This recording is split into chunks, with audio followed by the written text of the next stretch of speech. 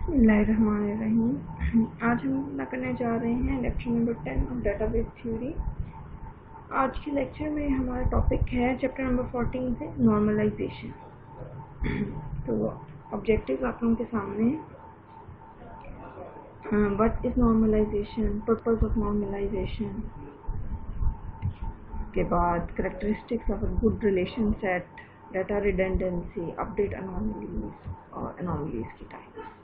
हम स्टार्ट करते हैं। नॉर्मलाइजेशन क्या चीज़ है और इसे क्या किस चीज़ के ऊपर अप्लाई करते हैं। तो सबसे पहले एक छोटी सी डेफिनेशन है इसकी। एक डेटाबेस टेक्निक है ये that organizes tables in a manner that reduces redundancy and dependency of data। ठीक है, ये दो लाइनों में तकरीबन कंप्लीट उन्होंने बता दिया है कि नॉर्मलाइजेशन क्या चीज़ है। सिंपल सी एक टेक्निक है जो हम अप्लाई करते हैं अपने टेबल्स के ऊपर, अपने डेटाबेस के ऊपर, ताकि हमें क्या फ़ायदा मिले, हमारी redundancy of data, duplicate data हमारा सारा रिमूव हो जाए, रिड्यूस हो जाए, जिस हद तक उसको हम रिड्यूस कर सकते हैं। और अगर डाटा के दरमियान कोई ना कोई डिपेंडेंसी है तो उसको हम जिस हद तक कम कर सकते हैं वो हम करते हैं। ठीक है, तो a technique for producing a set of relations with desirable properties given the data requirements. तो मैं जैसे बात कर रही हूँ कि हम जिस हद तक उसको रिड्यूस कर सकते हैं रिडंडेंसी को, क्योंकि कंप्लीट ये चीज़ें रिमूव नहीं हो सकती। कंप्लीट डिपेंडेंसी और डाटा भी कम्प्लीटली हम 100% रिमूव नहीं करवा सकते, क्योंकि डाटा डिपेंड करता है एक दूसरे के ऊपर। जैसे स्टूडेंट का रोल नंबर जो है, स्टूडेंट का जो नेम है वो डिपेंड कर रहा है उसके रोल नंबर पर, और ये दोनों चीज़ें डिपेंड कर रही हैं उसके CNIC के ऊपर। तो बहुत ज़्यादा डिपेंडेंसी हम रिमूव नहीं कर सकते, लेकिन हम कोशिश ये कर सकते हैं कि हम डिपेंडेंसी को, रिडंडेंसी को एक स्मॉल, बहुत छोटे लेवल तक ले आए। ठीक है, तो हमें कुछ डिज़ायरेबल प्रॉपर्टीज़ अचीव हो जाए हमारे रिलेशन। तो यहाँ पे हम बार बार अपने टेबल्स के लिए, डेटाबेस टेबल्स के लिए रिलेशन का वर्ड इस्तेमाल करेंगे। ठीक है, तो main objective in developing a logical data model for relational database system. अच्छा, ज़्यादा प्रॉब्लम रिडंडेंसी का और डिपेंडेंसी का आता ही रिलेशनल डाटाबेस सिस्टम्स के अंदर है, क्योंकि उसके अंदर हम 2 या 3 टेबल्स के दरमियान रिलेशंस क्रिएट कर रहे होते हैं और उसके ऊपर हम कोई ना कोई कॉन्स्ट्रेंट्स, रूल्स वगैरह लगा रहे होते हैं। इसी वजह से हमें ये प्रॉब्लम आता है। तो अब हमने इससे किस तरह बचना है, ये हम सारा आज के टॉपिक में देखेंगे। अच्छा, इस ऑब्जेक्टिव को अचीव करने के लिए, इस रिडंडेंसी और डिपेंडेंसी को, we must have a suitable set of relation. अब किस चीज़ को हम किस सेट ऑफ रिलेशन हम सुटेबल कह रहे हैं, इसके लिए हमारे पास कुछ करेक्टरिस्टिक्स हैं जो अगर पूरी हों तो हम कहते हैं कि ये जो रिलेशन है ये सुटेबल सेट है। ठीक है, तो सबसे पहला हमारे पास इसके अंदर करेक्टरिस्टिक है the minimal number of attributes necessary to support the data requirement. ठीक है, तो जितने कम से कम हम कॉलम्स बना सकते हैं, जितने कम से कम में हमारा डाटा रिक्वायरमेंट्स हमारी पूरी होती हैं, उतने कम से कम हमने बनाने हैं एट्रीब्यूट्स, कॉलम्स को कह रहे हैं। तो ऐसे तमाम कॉलम्स जिनका बहुत क्लोज आपस में रिलेशनशिप है, तो हमारे लिए ये ज़रूरी है कि हम उन्हें एक ही टेबल के अंदर रखें।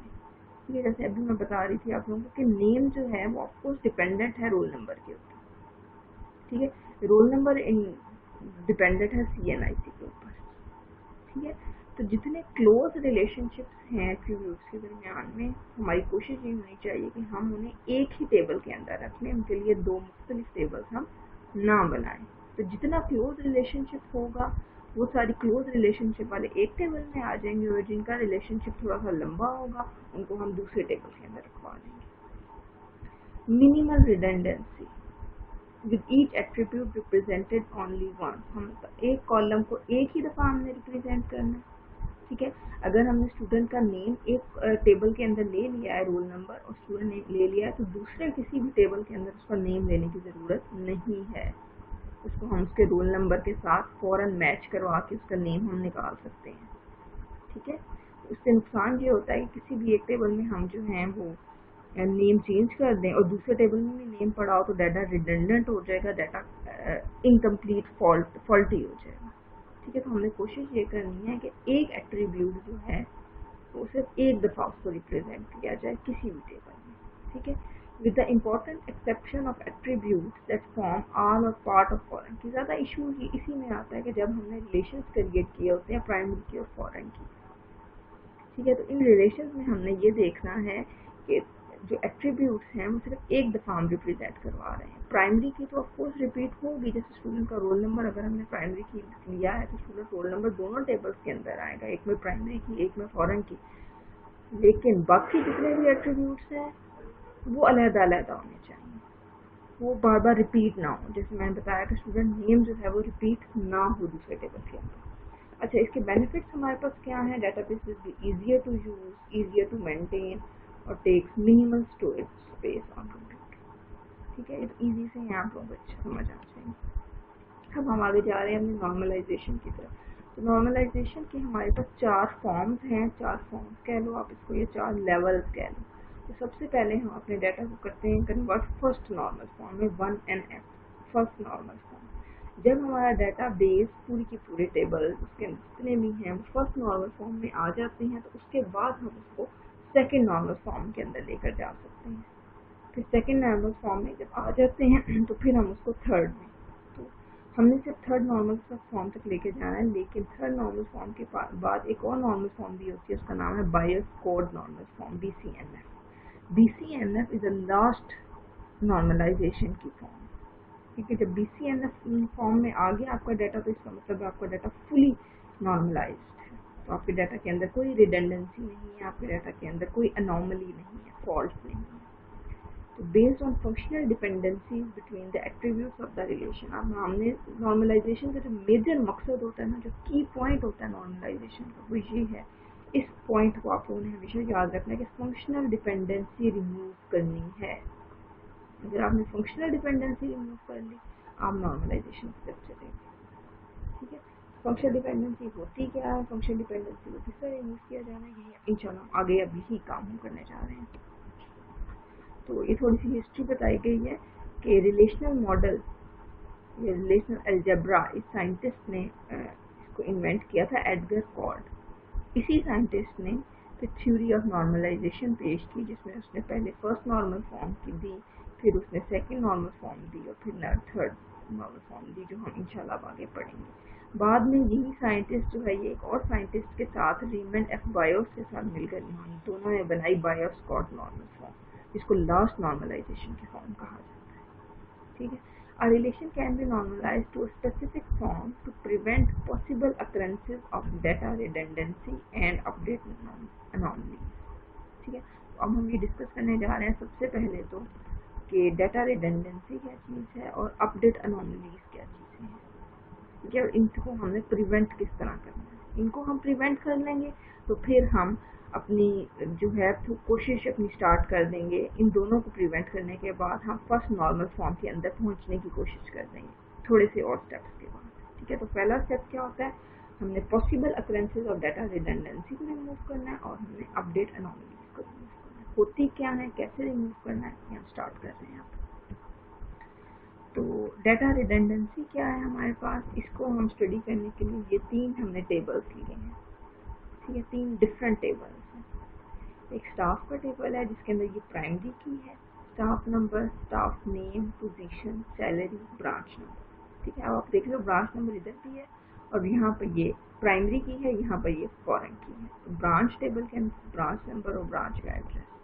तीसरा हमारे पास एक और टेबल है स्टाफ ब्रांच का। अब आप लोगों ने एक चीज़ अपने माइंड में हमेशा से रखनी है इस एग्जाम्पल को स्टडी करने के लिए, कि ये 2 टेबल्स, एक तरफ स्टाफ का और ब्रांच का, और ये वाला जो एक टेबल है स्टाफ ब्रांच, ये एक तरफ, हम इन 2 ग्रुप्स को आपस में कंपेयर कर रहे हैं। कंपेयर करके हम ये देखना चाह रहे हैं कि डाटा रिडंडेंसी और अपडेट अनोमली क्या चीज़ें हैं। ठीक है, तो स्टाफ ब्रांच के टेबल में आप लोग देखिए स्टाफ नंबर हमारा प्राइमरी की है, name, position, salary, branch number और ब्रांच इकट्ठा ही हमने एक ही टेबल के अंदर रख लिया। तो हम कंपैरिजन करके देख रहे हैं क्या कौन सा मेथड अच्छा रहेगा, कौन सा बुरा, और इसमें हमें डाटा रिडंडेंसी के बारे में पता चल जाएगा।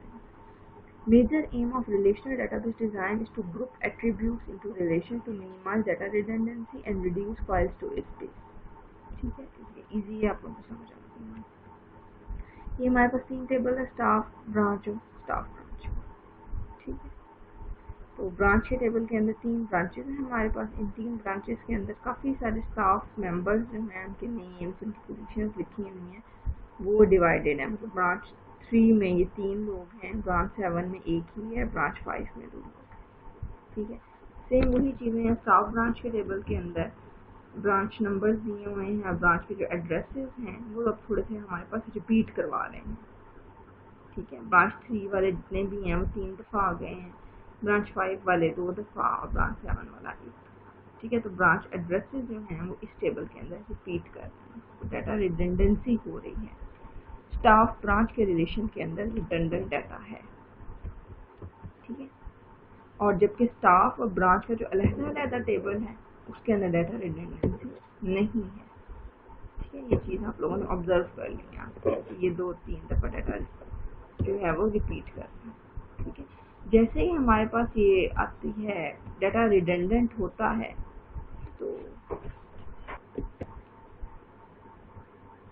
तो जैसे ही हमारे पास डाटा रिडंडेंट होता है तो हमारे पास अनोमलीज का मतलब होता है फॉल्ट्स के आने, अपडेट फॉल्ट्स के आने का हमारे पास खदशा बढ़ जाता है, बहुत ज़्यादा बढ़ जाता है।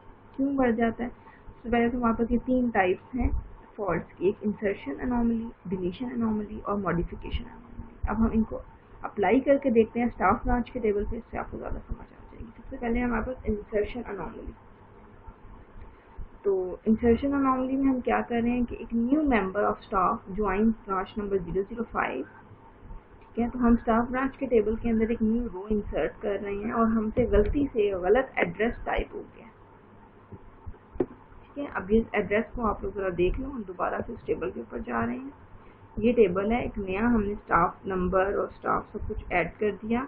B005 के अंदर जो है वो डाटा इंक्लूड किया था और B005 के जो एड्रेस है वो आप लोग देख रहे हैं यहाँ पे 22D रोड लंदन है, जबकि हमने गलती से एड्रेस ये वाला ऐड कर दिया।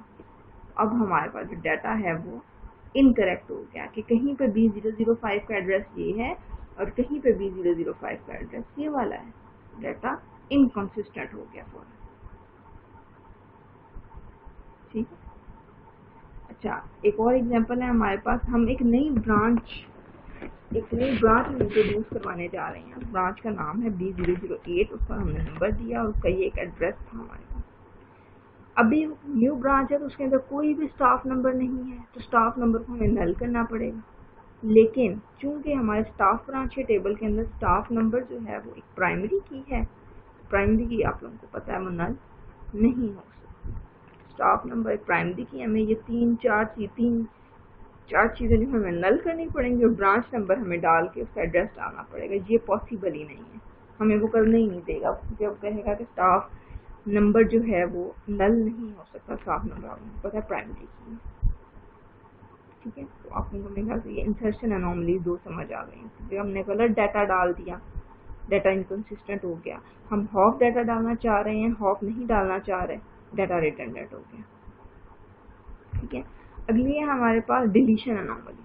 ठीक है, अब हमने एक ये जो हमारा रो थी उसको हमने डिलीट करना है। ठीक है, मैरी हो स्टाफ नंबर SA9, हम इसको देखते हैं। ये एक डाटा है मैरी हो का, ये ब्रांच नंबर B007 से। इस बंदी ने हमारा जो ऑर्गेनाइजेशन है छोड़ दी है, हमने अब इस रो को डिलीट करना है, हमने इस स्टाफ नंबर को डिलीट करवाना है। हम इसको डिलीट कर देते हैं। इस पूरी रो को जब हमने डिलीट करा दिया तो हुआ ये कि ब्रांच नंबर भी डिलीट हो गया उसके साथ और ब्रांच का एड्रेस भी, और कोई और बंदा इस ब्रांच का था ही नहीं।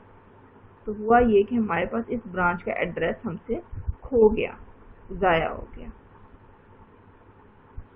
ठीक है, तो हमने स्टाफ के साथ उसको रिलेट किया हुआ था ब्रांच को, ब्रांच का एड्रेस अब हमारे पास नहीं है।